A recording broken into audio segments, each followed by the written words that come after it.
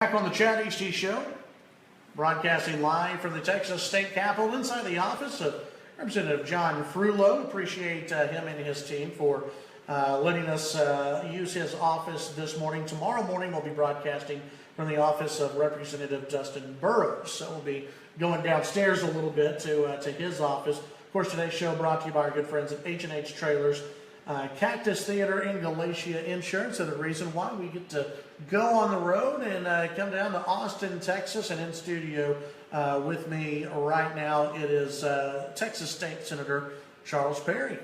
Welcome to the show. Welcome to the show, Chad. I appreciate you having me on it, man. It's been a little while. It has been. You've been out of town. You've got to do some R&R. That's something that's foreign to me. It's yeah, you are a little busy down here. Yeah, we're busy. You know, I got tax returns waiting tonight when I get home, so it's a crazy time.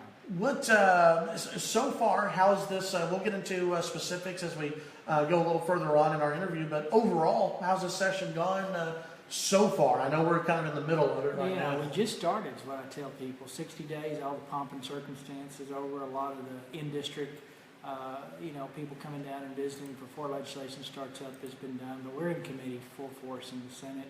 Voting bills off the Senate floor. It's been a busy. It's been the busiest session I've had since I've been down here, including my two House sessions. So in a different flavor, budget's a little tighter, but close enough you got to govern, hard enough that you got to govern, which is unique to the times I've been in. Last session was too much money, if you say such a thing. The session before that, we were kind of coming out, in 11 we were broke. So it's been a different budget discussion, which is really what we focus on, and then you got all kinds of just social agenda items that needed to be addressed. We didn't take them on, but through Obama administration, we had some things placed on us that we felt compelled in the Senate to look at, which I think is the right thing to do when you understand what that bill is about and what the impact is if we don't address it on the state level. Trump gave us that authority, and then you've got just a whole lot of other stuff. It's just been a strain. Every session's unique.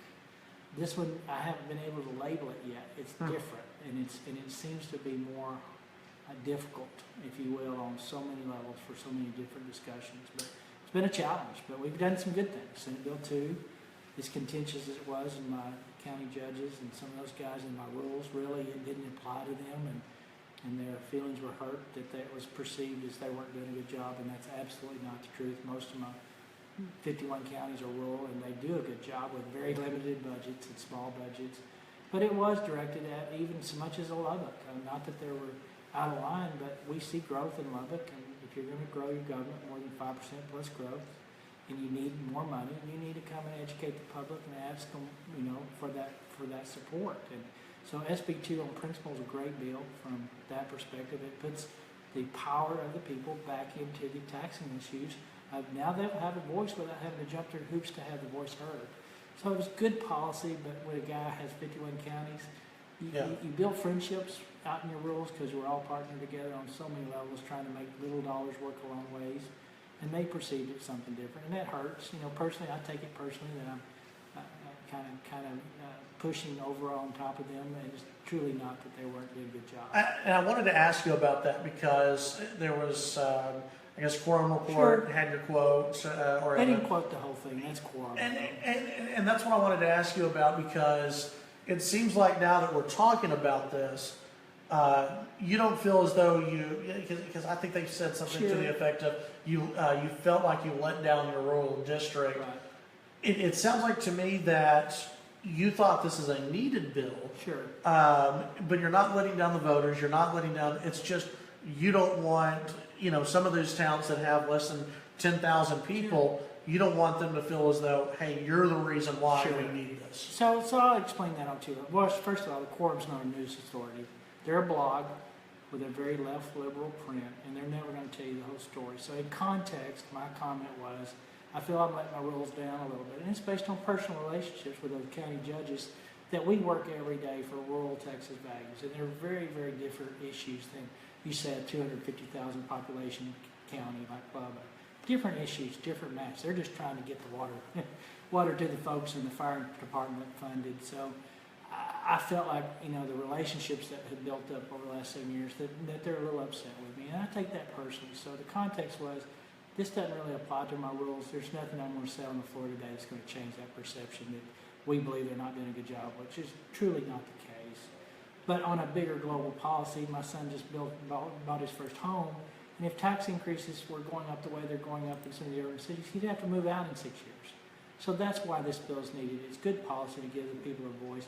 It wasn't directed at but they perceived it that way, and that's personal to me because I treat this as a very personal job, and I've dealt with a different task than most legislatures.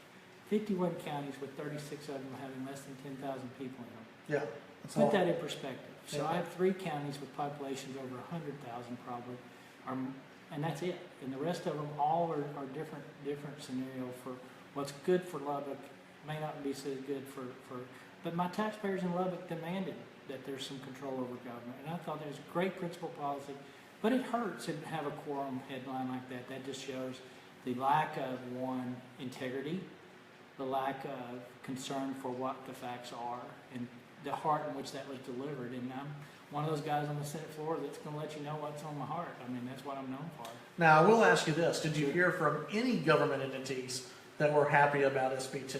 Not out of my district, but I say that. There was a few county judges, all of them would admit that arguably this policy doesn't impact them. My mineral districts have some legitimate concerns because their values fluctuate huge.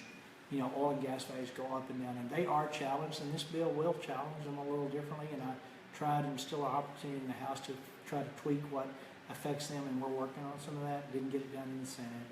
But there was 2 or 3 counties across the state that finally stepped up and said this is the right thing to do for taxpayers, that there are. Montgomery County, I believe, and I'm not sure if Collin County was one. But generally speaking, most of my elected officials at the local level were like, this is impeding on our local control issue. Well, we'll talk more about that and some other issues when we come back with Texas State Senator Charles Perry here at the Texas State Capitol, brought to you by H&H Trailers, Cactus Theater, and Galatia Insurance. The Chad Hasty Show on News Talk 95.1 FM, 790 AM, KFYO.